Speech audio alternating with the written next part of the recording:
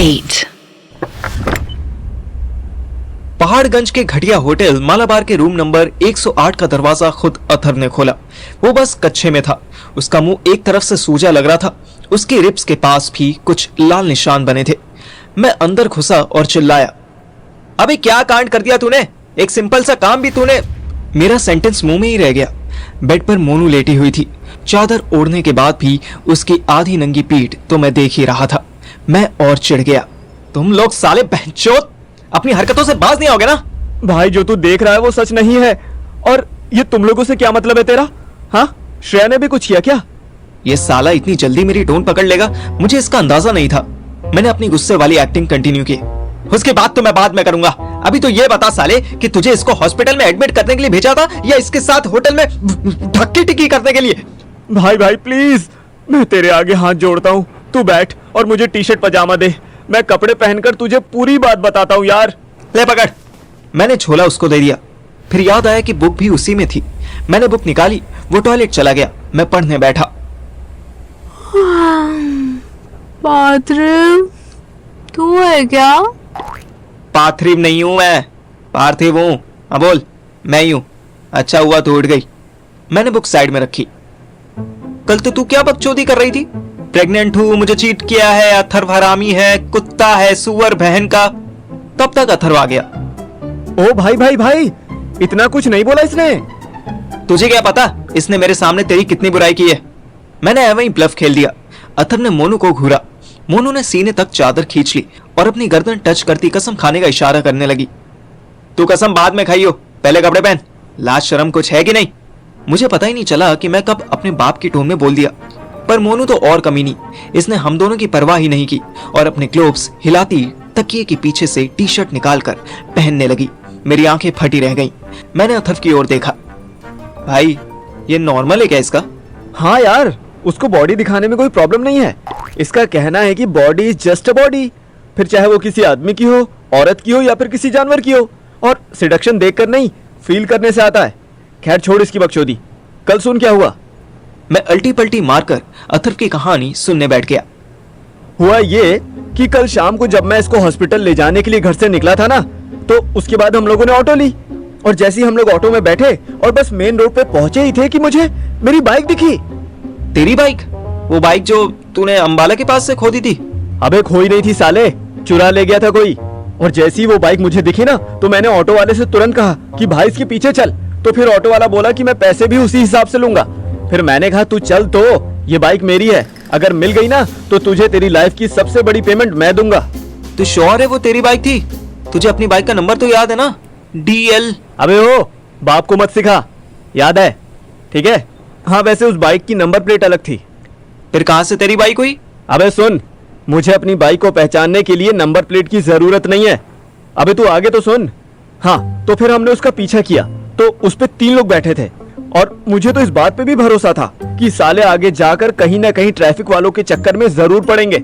लेकिन किसी भी मामू ने उन्हें रोका नहीं। वो सीधे पहाड़गंज आ गए और इसी होटल में उन्होंने रूम लिया और बाइक अंदर पार्क कर दी। फिर तेरे पास बाइक की चाबी थी? अरे भाई, यही तो मिस्टेक हो गई मेरे से। वो रोके के चक्कर में ना उस दिन मैंने कार्गो बदली, तो उसी में मेरी बाइक की चाबी रह गई। अब मेरे पास चाबी तो थी नहीं, पर लोकेशन पता लग गई थी, तो मैं इसको लेकर सीधा हॉस्पिटल चला गया। अच्छा, फिर इसको एडमिट क्यों नहीं किया? क्योंकि ये चूतिया है, चूतिया। 1 नंबर की घोंचू है। मोनू अथर्व की बातों पर हंसने लगी। मैं उल्लुओं की तरह दोनों का चेहरा देखने लगा। एक्चुअली ना, मैंने जिस क्लिनिक से टेस्ट करवाया ना जालंधर में, वो थोड़ा शैडी था। उन्होंने मुझे कह दिया कि मेरे पेट में कुछ है और इसका ऑपरेशन हम नहीं कर सकते। तो मैं समझी कि ये भूतनी दे अबॉर्शन नहीं कर सकते। यहाँ टेस्ट कराया तो कहते ने कि टिड में मेरा मतलब पेट में एक गांठ बन गई है और धीरे धीरे ट्यूमर बन सकती है। अरे बाप रे, इसी को तो कैंसर कहते हैं। फिर ये यहाँ क्या कर रही है? इसको एडमिट क्यों नहीं करवाया? अथर्व ने स्माइल करती मोनू की तरफ इशारा किया। अबे इसी से पूछ ले, मैंने तभी तो इसको चूतिया कहा। इसमें चूतिया वाली की गल? मैं कोई सरकारी हॉस्पिटल जा थोड़ी ट्रीटमेंट करवाऊंगी। मेरे जालंधर में एक तो बड़े एक हॉस्पिटल है, उनसे करवाऊंगी। पैसे दी कमी थोड़ी है। मैंने अपना सर पीट लिया। कौन इस बेवकूफ को समझाता कि दिल्ली का गवर्नमेंट हॉस्पिटल, वो भी गंगाराम 10 प्राइवेट पर भारी था। पर फिर ठीक भी लगा। अगर ये यहाँ ट्रीटमेंट करवाती तो मेरे और अथर्व के घंटे लग जाते। अबे इसकी छोड़ यार, तू आगे तो सुन कि हुआ क्या।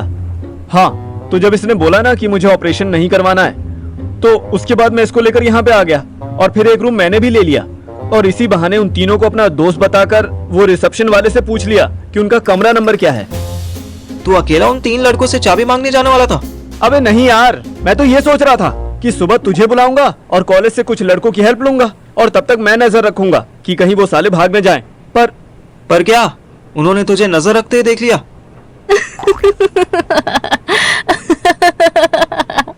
अबे तू ज्यादा हंस मत। यही अभी किसी लड़की के साथ हुआ होता ना तो तुम सब मोमबत्ती लेकर इंडिया गेट घेर लेते। मोनू के हंसने पर जैसे अथर्व ने उसे डांटा, मैं समझ गया कि वो क्या कहना चाहता था। ओ तेरा मतलब है उन्होंने तुझे पेल दिया? अरे वो भोसड़ी का रिसेप्शन वाला था ना, वो उन तीनों का दोस्त था। साले ने बता दिया कि उनका कोई दोस्त आया था जो रूम नंबर 108 में रुका हुआ था और उसके बाद मेरा डोर नॉक हुआ और जब मैंने खोला तो सामने 2 लंबे चौड़े हरियाणवी लड़के खड़े थे और फिर उन्होंने मुझे बाहर खींच लिया और तीसरे साले ने मेरी पैंट ही उतार दी। ओ भैंस की टांग! फिर तुझे रूम में ले गए? अबे नहीं बे, मुझे रूम में नहीं ले गए, मुझे लॉबी में ही गिरा दिया और जब मैं चिल्लाने लगा ना तो हरामी साले राक्षसों की तरह हंसने लगे। थैंक यू बोल रब जी को कि तुझे रूम में नहीं ले गए, वरना मैं कैसे आती। हैं? तूने भी उन तीनों को ज्वाइन कर लिया? नहीं हो एक कंजर, मैं तुझे प्रोस्टिट्यूट लगती हूँ। मैं और अथर्व एक दूसरे की तरफ देखकर आंखों आंखों में हंस लिए। मैंने तो इसको बचा लिया, यही बेड के नीचे एक डंडा रखा था, वही मारे 2 बहन के लोटे भाग गए। अरे मैं तो बच गया यार, पर बाइक निकल गई, अब कभी नहीं मिलेगी। पहाड़गंज में एक टाइम बंदर बहुत आते थे, इसलिए हर होटल वाले या फैमिली वाले अपने घर में 3-4 डंडे जरूर रखते थे। अब बंदर तो लापता हो गए, पर डंडे पलंग के नीचे रखे रह गए। तो फाइनली तू बच गया, तेरी इज्जत लुटने से बच गई और इधर मोनू भी प्रेग्नेंट नहीं निकली। तो तूने सोचा लाओ एक ट्राई और मार लेता हूँ, क्या पता इस बार प्रेग्नेंट हो जाए। चुप होए, मैं कभी भी प्रेग्नेंट नहीं हो सकती, एक बात।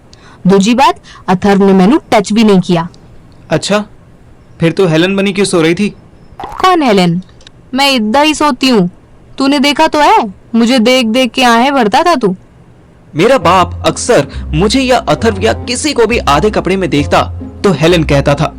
वो तो मुझे अभी 2 साल पहले पता चला कि ऐसी कोई एक्ट्रेस थी। मोनू की एक टेंशन दूर हो गई थी तो वो अब फुल मजे लेने के मूड में थी। इसका रिटर्न टिकट काट। अबे ऑलरेडी कर दिया है मैंने, दोपहर की ट्रेन से ये जा रही है, चूतिया। दोपहर? तब तक क्या हम इसकी चौकीदारी करेंगे? अथर्व का कहना था कि वो ऐसे मोनू को अकेला किसी होटल में छोड़कर नहीं जा सकता था। उसने रात में इतने हंगामे के बाद भी मोनू की बैकलेस पीठ को टच भी नहीं किया था। वो श्रेय के लिए परेशान भी था, वो ऑफिस भी ज्वाइन करना चाहता था। इनफैक्ट उसने तो हमारे बॉस मनोज कुमार को फोन करके बोल भी दिया था कि फैमिली इमरजेंसी की वजह से वो पोस्ट लंच ही ज्वाइन कर पाएगा। अचानक से मेरा लंपट दोस्त इतना जिम्मेदार और ईमानदार बन रहा था, ये बात मुझे खराब लग रही थी। अथर्व जैसे अगर सीधे रास्ते पर चलने लगे तो पार्थिव जैसों की क्या वैल्यू रह जाएगी? फिर इतनी सारी लड़कियों का क्या होगा जो अथर्व जैसे लड़कों को देखकर ही सांस ले रही थी?